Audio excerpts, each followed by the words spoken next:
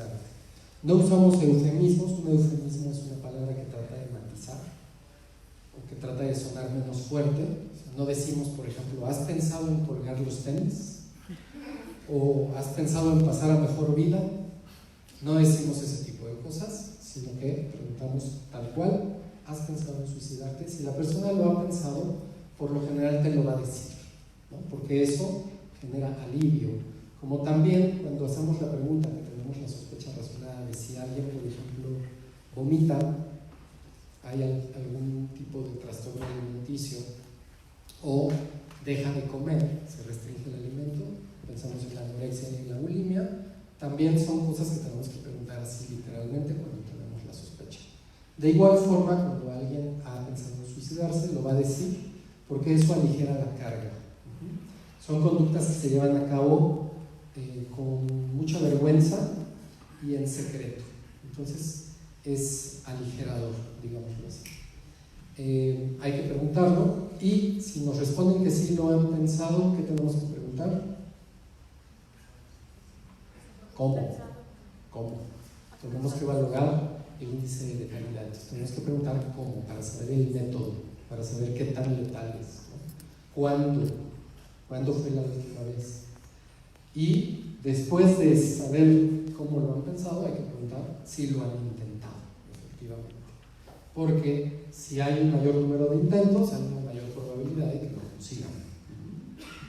Y de igual forma habría que preguntar cuándo fue la última vez que lo intentaste y cómo, para poder evaluar entonces el índice de letalidad. En la medida en que hablamos de esto, en la medida en que estamos hablando de esto, como vimos en el video, no es que le metamos la idea en la cabeza, si no lo ha pensado, no es que le demos la idea. Si lo pensó, ya lo pensó; si lo hizo, ya lo hizo; y si no, de todos modos lo va a hacer, si lo trae presente. Entonces, la palabra mediatiza el acto. En la medida en que estamos hablando de esto, esa persona no lo está intentando. Por eso es tan importante poder hablar de esto. La palabra mediatiza el acto. Lo que no se dice, se actúa. Lo que no se recuerda, se repite. Entonces, de ahí la importancia de poder hablar de esto, porque entonces podemos ver también qué opciones y qué alternativas. Como dijeron en mi presentación, hace ya algunos años, en 2012, junto con un grupo de colegas, fundamos el Instituto Hispanoamericano de Suicidología. Y ahí se imparte un diplomado que se llama Intervención en Crisis Suicida, y a mí me tocaba dar el módulo de adolescencia y suicidio. Entonces, fíjense, dentro de este tipo de conductas tenemos ciertas paradojas, porque quien ha intentado o ha pensado en matarse no es necesariamente que se quiera morir, sino que quiere matar una parte de él que no le gusta, con la que no está cómodo. Quiere aniquilar una parte suya que no le gusta. Entonces, ustedes saben que las serpientes mudan de piel, cambian de piel. Es un poco esa fantasía o esa idea. Claro que eso resulta muy ilógico, muy descabellado. Para el pensamiento racional podría resultar loco, ¿no? Como alguien quiere terminar con algo que no le gusta y en ese acto, en ese intento, termina matándose todo completito, ¿no? Entonces, ese tipo de fantasías las tenemos que explicitar. En terapia, en el consultorio, cuando yo tengo un paciente con este tipo de conductas, que me gusta más hablar de conductas autodestructivas en general, que pensar nada más en la conducta suicida, porque las conductas autodestructivas engloban una gran cantidad de conductas que atentan contra la vida o la integridad de alguien, ¿no? Pensemos también en la autolesión, que voy a hablar brevemente de ella. Pensamos en los consumos problemáticos, en las adicciones, en los trastornos alimenticios, etc. Y todas esas conductas se pueden prevenir, por cierto.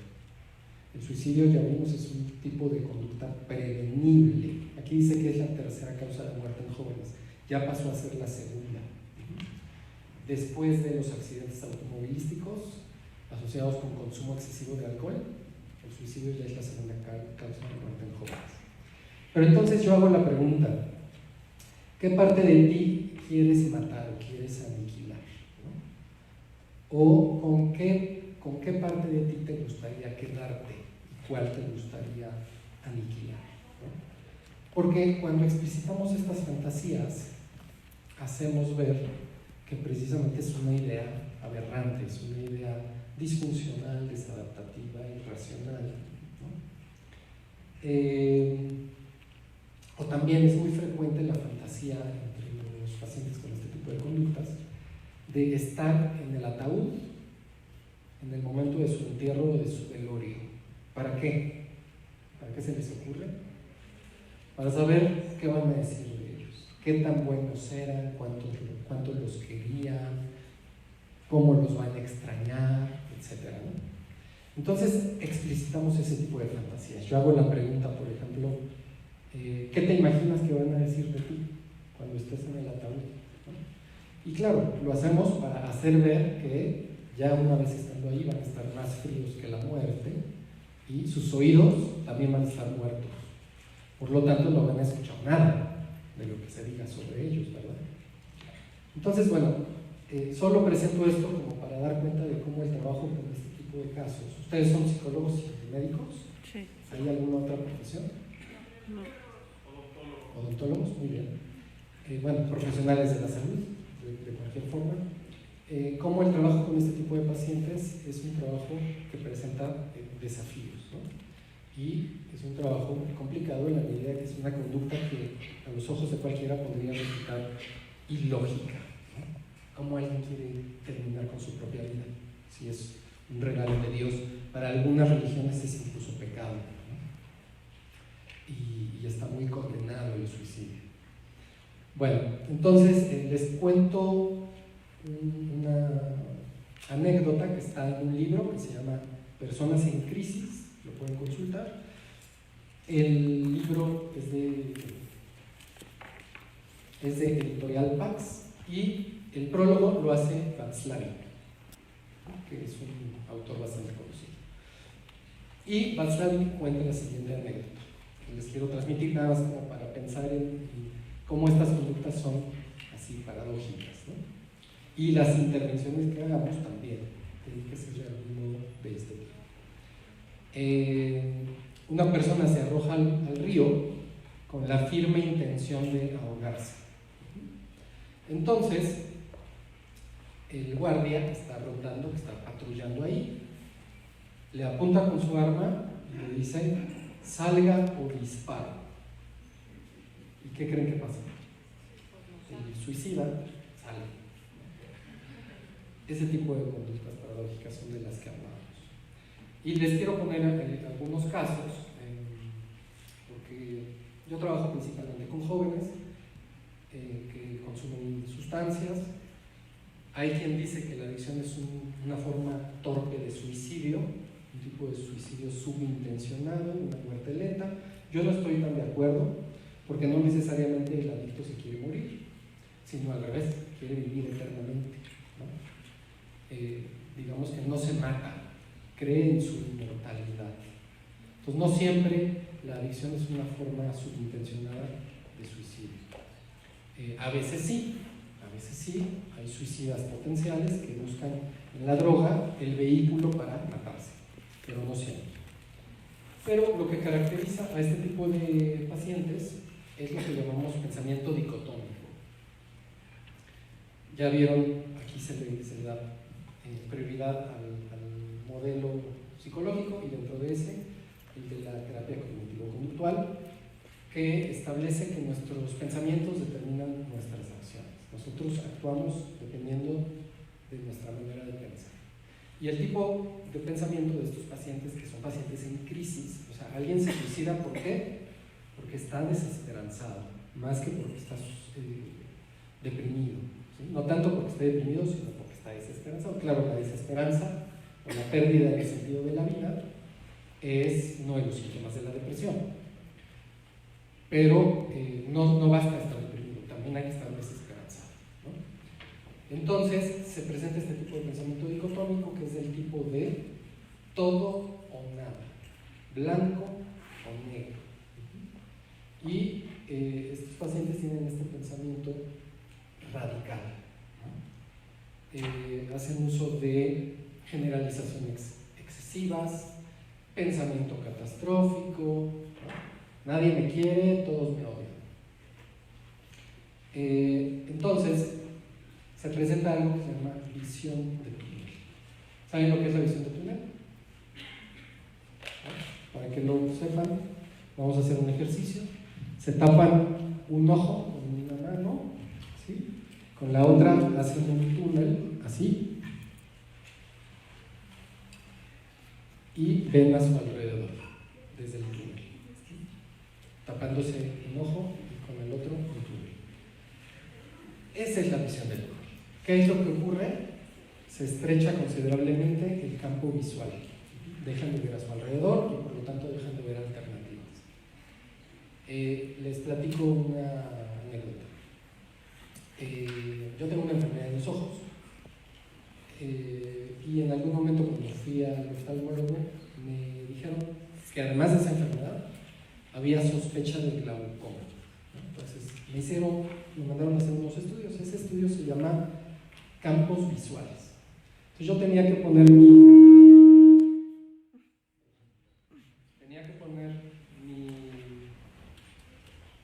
cabeza, ¿se escucha?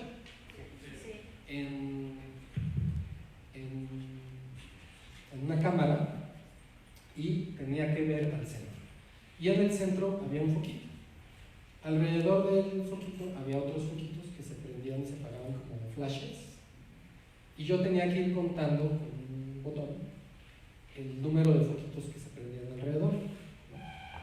Esto es para medir la visión periférica, porque con el glaucoma se pierde visión periférica, visión panorámica. Entonces la gente con glaucoma empieza a chocar con lo que tiene a su alrededor y se empieza a quedar ciega.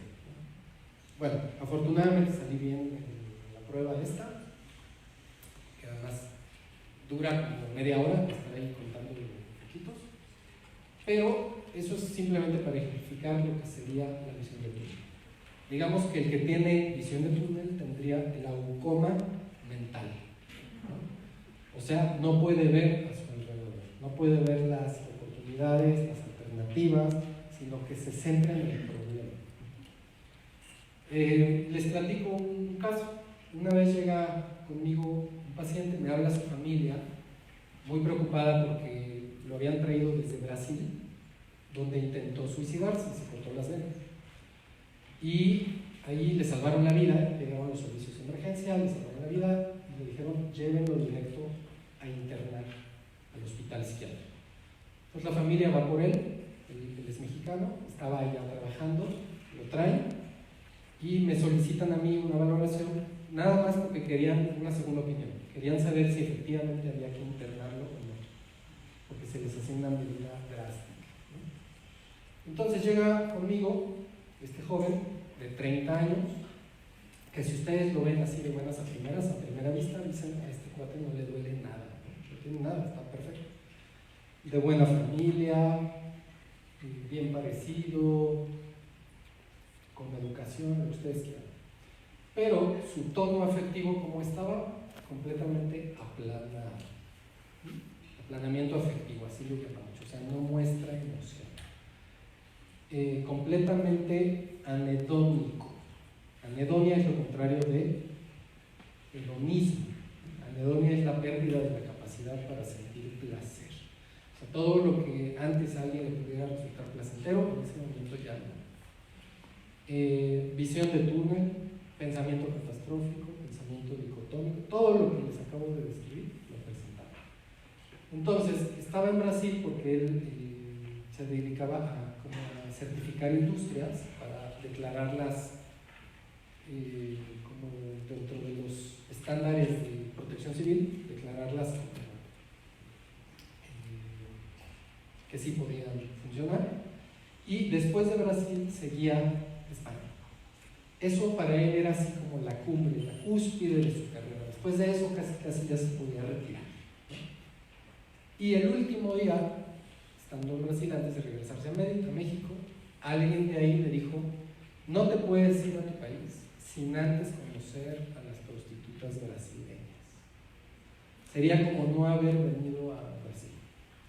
Entonces decide ir a un prostíbulo, se mete con una prostituta, y a partir de ahí le viene un pensamiento, a esto le llamamos precisamente pensamientos irracionales, disfuncionales, desadaptativos. Le viene un cúmulo de pensamientos en relación a que es la peor persona del mundo, lo echó todo a perder, nada más en la vida merece la pena, merece morir. ¿Escucharon el tipo de pensamiento dicotómico? Lo echó todo a perder, nada más vale la pena, es la peor persona del mundo, merece morir. Acto seguido intentó suicidarse, se cortó las venas. Cuando llega conmigo, lo que me dice es, mira, y me enseña sus cicatrices. Me dice, esta es la prueba de que soy la peor persona del mundo, merezco morir, etc. Porque este es el estigma, la marca que me va a perseguir por el resto de mis días. En la presentación les dijeron que yo soy psicoanalista. Ahí, en esa intervención en crisis, no soy psicoanalista. Hago uso de técnicas que corresponden a la terapia breve, intensiva y de emergencia.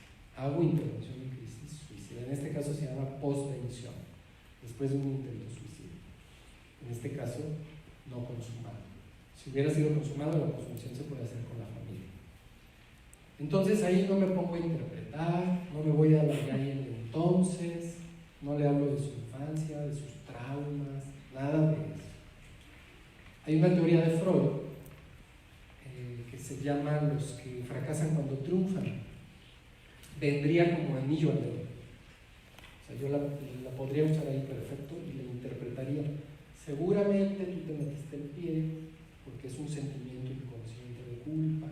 Justo cuando estás en el pináculo más alto de tu carrera, te metes el pie. No viene al caso. No hago eso de ninguna manera.